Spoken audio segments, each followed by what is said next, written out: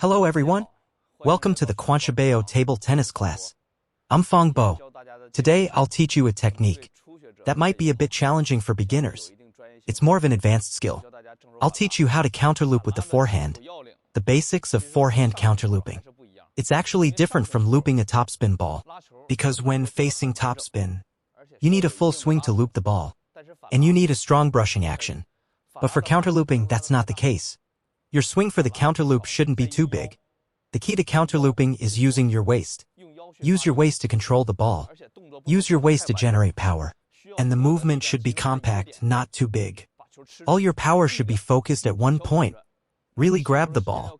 Use your strength to counter the spin. And you need to hold the ball a bit longer. First thing in forehand counterlooping, the most important part is anticipation. You need to know which balls you can counterloop and which balls you can't. You need to anticipate early. First, only high arc balls can be counterlooped. If your opponent plays a fast topspin, you can only block or quick counter. So your receive, or your active long push quality, determines if you can counterloop. You need to know the height and quality of your push to judge how to handle the next shot. If you push a very normal underspin ball, and the quality is low, in that case, your opponent will have a lot of room to attack, and you won't have a chance to counterloop. So you need to understand, you must force your opponent to loop a high arc ball, or push to an uncomfortable spot for them, making it hard for them to attack. Only then will you have a chance to counterloop. Or you can push a low ball that barely goes over the table, forcing a high return. Then you can counterloop. So first, you need to understand which balls you can counterloop, and which ones you should defend against. Let me show you a demonstration.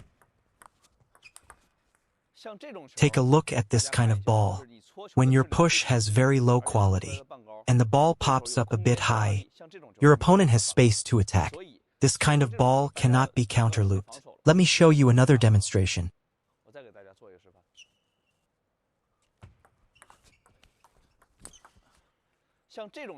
For this kind of ball, you can anticipate early and prepare to counterloop.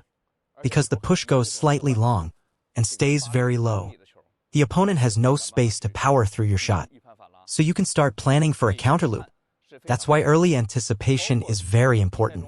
Even when you see players actively pushing long in matches, those are calculated moves. They're all based on the quality of their previous shot to decide what the next ball should be. In this case, my push quality is low, and the ball is very slow. The opponent has plenty of room to attack, and enough time to swing. In this situation, don't try to counterloop, and don't move too early. Just stay in position and prepare to block. Because here, you simply don't have space to counterloop, and you won't have enough time either. Plus, the ball comes at a very high speed.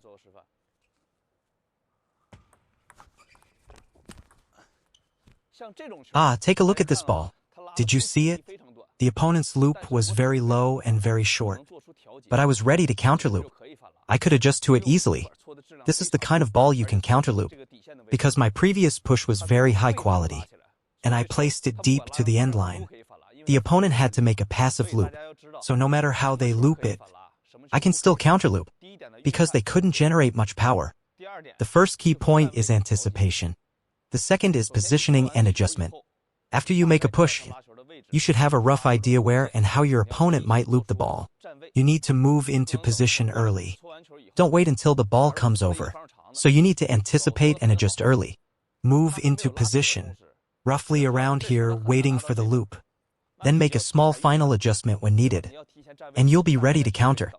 But if you just stand still after pushing, and stay here, and they loop it there, how can you counterloop that?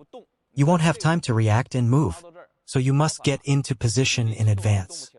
Lock in your general spot first, then make small adjustments depending on if the ball is short or long. That's also a very important skill. Positioning is just as key as technique. The third and most important step is the stroke itself. A lot of players already anticipate well. They move into position and adjust correctly, but still mess up at the moment of hitting the ball. Let me tell you why. It's because every incoming ball is different spin, different height, so your contact point and timing will vary. Even your follow-through needs to be adjusted. So let me explain this part in more detail. First of all, you need to know, power can be used to cancel out spin. When your opponent gives you a heavy topspin loop, you can neutralize it by hitting through the ball with force. A solid contact can counter the spin. Professional players will understand this concept well. Using power to neutralize spin.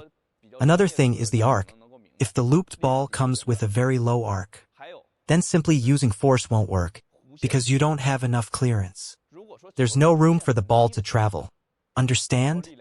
If the ball is low and short, right? It drops right after crossing the net, and you try to force it. There's no space to hit into, and you'll overshoot or miss it. You can't control your power in that case. So you have to know which balls you can attack with power, and which ones you can't. Only balls that are above net height can be attacked forcefully, or those that bounce long and give you space to swing. When should you avoid using power? When the ball is below net height and has a short bounce. Remember this, the ball is dropping downward. There's no room to generate power. Never use full power on this shot. Power won't overcome the spin here, because there's no natural arc. Even if you counter the spin, it'll either go into the net or fly straight out. The trajectory is too short, so using power is pointless. Another key point is contact thickness. Remember this, when the ball is very and high enough, you can make thicker contact with your loop. Use power to drive through instead of brushing. Keep it compact. Don't make big swings. Focus on shorter, more compact strokes. Hit through the ball, prioritize impact over spin.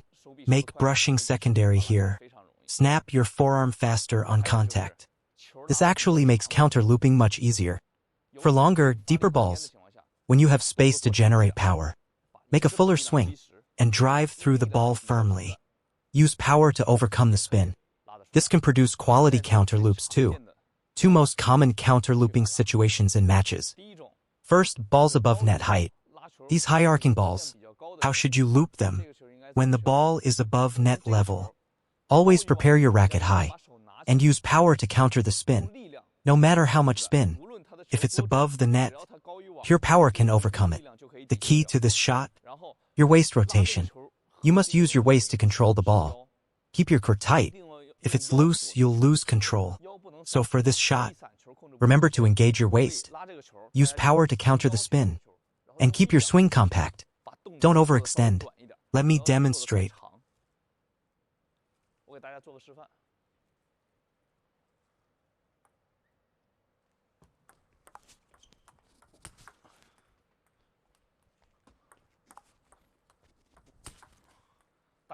Notice all these returns are above net height.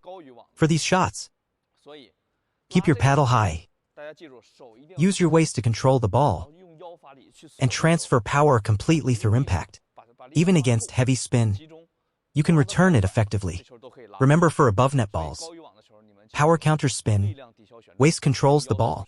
There's also another type of ball that's relatively more difficult. A ball that's lower than the net and quite short, especially low. In our matches, we call this an ultra-low loop counter. An ultra-low loop counter is different from a high loop. For a high ball, you need to raise your hand, right? To strike a high ball that's above the net.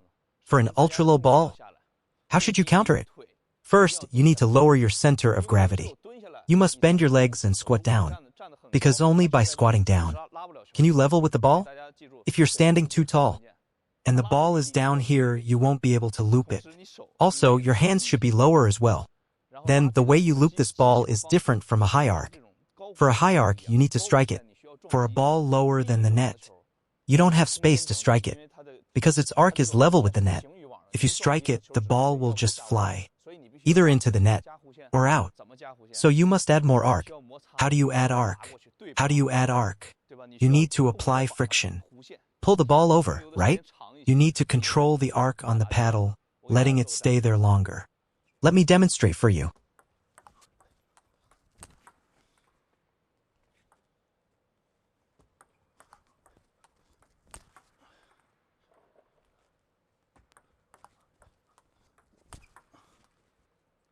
Look here. These balls are all hit very low, right? You can't hear the sound of my strike. Why? Because I'm crouching quite low. I'm countering the ball while crouching low. Also adding arc, adding spin to cancel out its spin. So for ultra-low balls, remember this key point. You must not charge at it. If you charge, you'll lose control and there's no arc. No matter what kind of ball comes. When you counter it, your waist is always the core. The waist must be locked. Only when your waist is locked can the ball be within your control range. If your waist is loose, you won't be able to use force, and you won't control the ball either. So the waist is the core. Now for high balls. Remember, when the ball is high, your hand should be high. When the ball is low, your center of gravity should be low.